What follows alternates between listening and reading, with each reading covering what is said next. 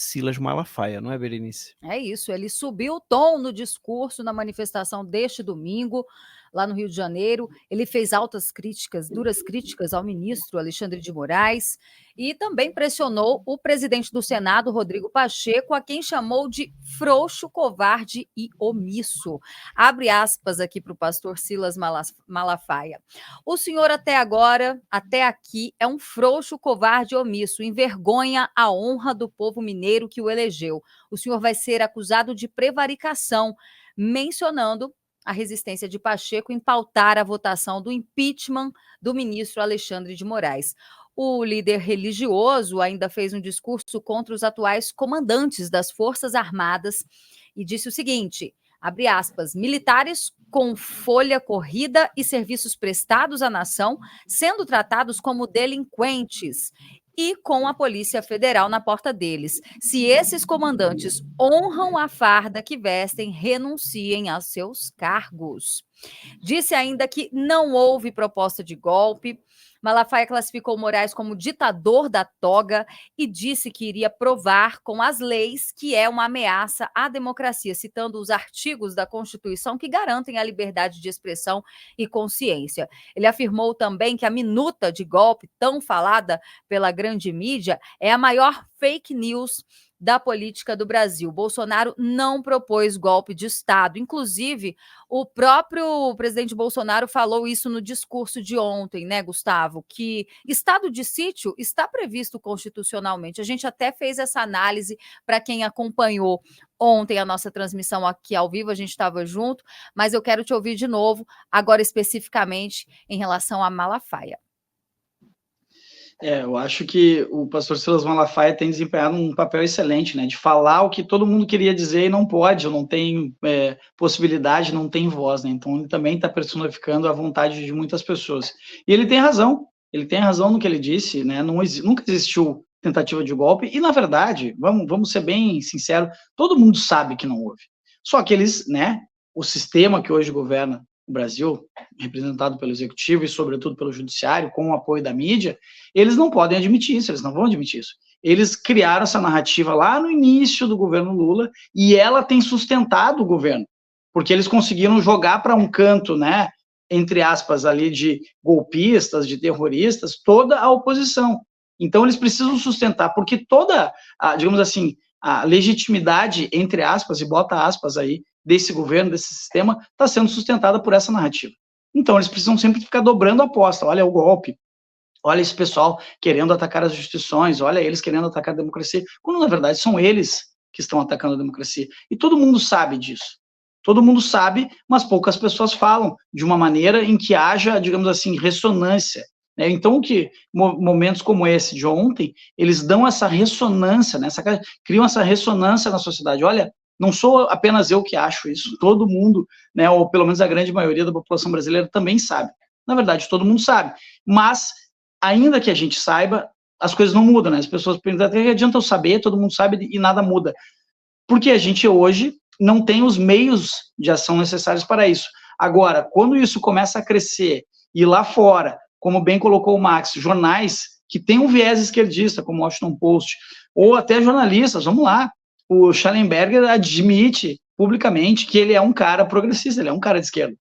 O Glenn Greenwald, é óbvio que ele é esquerda, né? Ele era casado até, inclusive, com um deputado do PSOL que acabou falecendo. Ou seja, mas eles têm a liberdade de expressão como um valor muito caro, um valor sagrado. Eles, olha, ainda que eu tenha diferenças políticas com esse grupo, eu não posso permitir que a liberdade de expressão seja atacada. Isso começa a crescer de uma maneira lá fora que o pessoal aqui dentro não consegue controlar. Simples assim, eles não conseguem controlar essa narrativa que fica ali diariamente na imprensa. E vejam, a própria imprensa começa timidamente a mudar o seu tom. Vamos lá, o Estadão tem feito editoriais nesse sentido, a Folha de São Paulo, e ontem, incrivelmente, Dona Maju Coutinho, ao relatar o que tinha acontecido em Copacabana, não usou a palavra golpista, não usou a palavra extrema-direita, apenas relatou o fato. Simples assim. Claro que isso não quer dizer, não vamos nos iludir, que agora a Globo mudou de lado. É lógico que não. É lógico que não. Mas o que eu posso dizer é o seguinte, sentiram o golpe. E o golpe no sentido figurado, né? Sentiram a pressão. E aí vão ter que tentar achar, porque vai chegar um momento que a verdade está emergindo de tal maneira que eles vão ter que decidir. Ou eles seguem até o fim e caem junto no precipício com essas pessoas que estão, de fato, atacando a democracia, ou eles começam a modular o discurso para lá na frente ainda restar um mínimo de credibilidade para essa gente. Acho difícil, mas vamos ver o que está acontecendo, porque, ao que parece, Elon Musk não vai desistir dessa cruzada. Falando pro Elon Musk comprar a Globo, e ele respondeu, né, perguntando quanto é que custa. E foi a mesma pergunta que ele fez, se não me engano, em 2017, 2018, sobre o Twitter. Né? Alguém falou que ele deveria comprar o Twitter e ele começou assim. Ele também perguntou quanto é que custaria, né? Quanto é que custa o Twitter? E ele realmente comprou, né? Então fica aí essa dúvida aí se o Elon Musk realmente teria interesse nisso. Acho que o Malafaia foi no centro da questão, tá? E a gente sabe, o Bolsonaro já comentou lá na época do 25 de fevereiro que tem coisas que ele não poderia falar, e aí ele deixa para o Malafaia falar. Né? Até no discurso dele da Paulista ele falou isso, que ele tinha conversado com o Malafaia, falou, fala à vontade aí, né? E ele tocou o centro da questão. Nada adianta, nada, nem o Elon Musk, povo na rua, se o Rodrigo Pacheco não pautar o impeachment do Alexandre de Moraes. Então, acho que isso é central, acho que a gente não pode perder isso de vista, isso tem que ser falado, ele precisa ser cobrado disso, tá? Porque atualmente a carreira política dele acabou, então se ele ainda quer salvar algo, ele paute isso. Agora, Gustavo, tem uma outra questão gravíssima do Rodrigo Pacheco, que ele apareceu do nada com aquele Código Civil, querendo urgência, mas aí a direita percebeu, as pessoas perceberam, conseguiram travar, começou aí um grupo de trabalho, mas a coisa continua avançando no Senado, não é isso? Sem dúvida, Max, esse é um tema bem preocupante, mas em relação ao tema anterior, só um tweet. O Rodrigo Pacheco, como tu bem falou, está acabado politicamente. Eu não sei o que foi prometido para ele, né, em termos de governo, de repente ele assumiu uma vaga em algum tribunal superior, aí, seja o STF ou seja o STJ, porque ele, em Minas, ele não tem condição nenhuma de se eleger para síndico. Agora, ele ainda tem boa parte do mandato pela frente. Eu sugeriria que a próxima manifestação seja em Belo Horizonte, no quintal do Rodrigo Pacheco, porque aí ele vai sentir a pressão.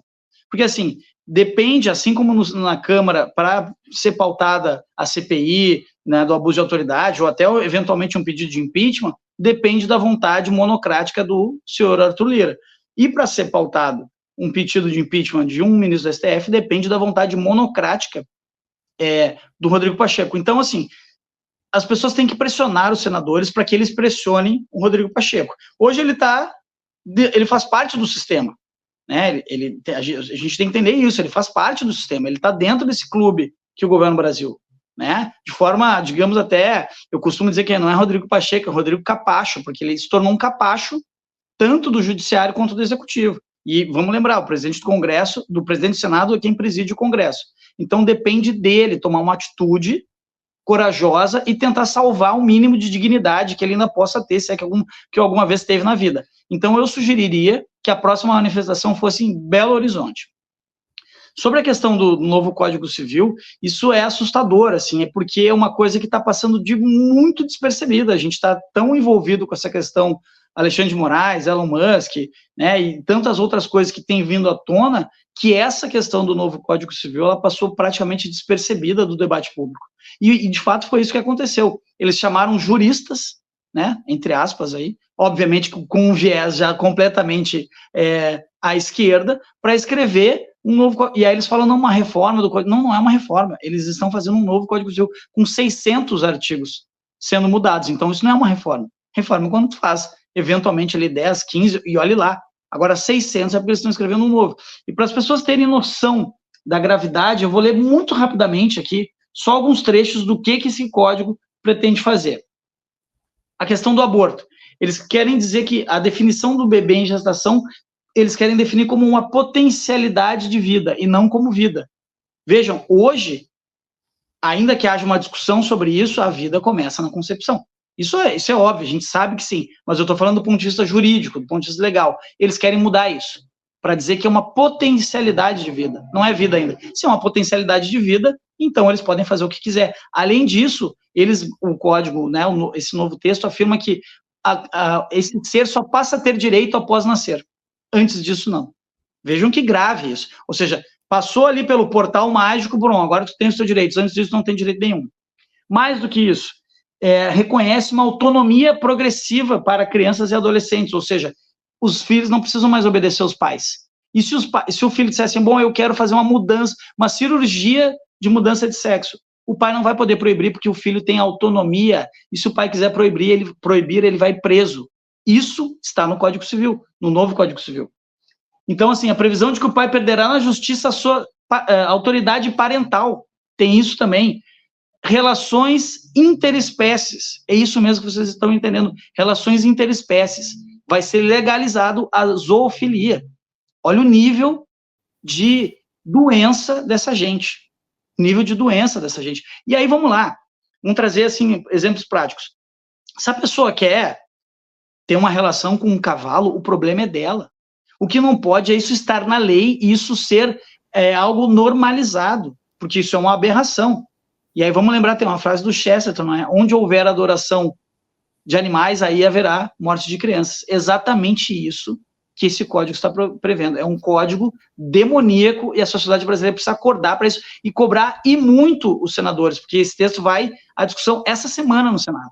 Muito discretamente, sem alarde, é isso que eles estão fazendo. Muito por baixo dos panos. Então eu preciso pressionar você que está nos assistindo, pressione, manda e-mail, entre nas redes sociais do seu senador e cobre um posicionamento firme dele para impedir que essa aberração seja aprovada no Congresso Nacional.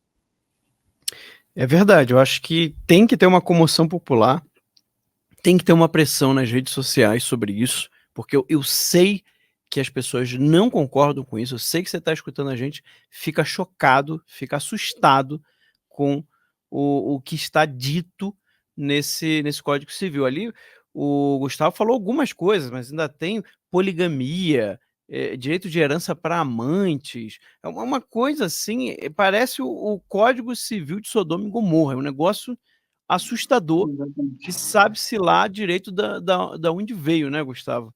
Eu acredito que tem uma influência internacional aí, inclusive. Sem dúvida, eu não duvido, porque o Brasil acabou que se tornou um laboratório, né, para esse tipo de bizarrice. Eles estão tentando fazer aquele restart, né, aquele F5 na população, parece que está começando por aqui. Tudo é o mecanismo, assim, digamos, é o canteiro de obras, é um laboratório de testes o Brasil. Então, todas essas pautas maquiavélicas, demoníacas, estão sendo experimentadas aqui para ver como é a reação, e isso acaba servindo de modelo para outros países, inclusive essa questão do PL 2630, de censurar as redes sociais, que não deu para fazer, porque houve uma reação da população, vai entrar também nesse código, nesse novo Código Civil, vai entrar por ali disfarçado. E o detalhe, que é aí que as pessoas precisam prestar muita atenção, toda vez que alguém falar disso, as pessoas que estão participando desse processo vão dizer que isso é para defesa da democracia, defesa das liberdades, defesa da vida, quando é exatamente o contrário. Aí eles vão dizer, não, mas o Código Civil brasileiro é muito antigo, lá da década, né, de 1900 e não sei quanto, não interessa. Isso tem que ser discutido com a sociedade, não pode, é a lei abaixo da Constituição das mais importantes, né, das leis infraconstitucionais mais importantes que tem é o Código Civil, porque ela rege todo o ordenamento jurídico do país. Então, assim, é gravíssimo, a gente tem que estar muito atento e impedir que isso vá adiante. Então, cobre do seu senador, vai ser no Senado, mas também cobre dos deputados, porque aí eles vão lá e cobram dos senadores. A gente precisa se manifestar em relação a isso, porque tudo que não presta vai estar dentro desse texto. Gostou desse conteúdo? Inscreva-se lá no canal do YouTube. Tem muito conteúdo legal esperando por você.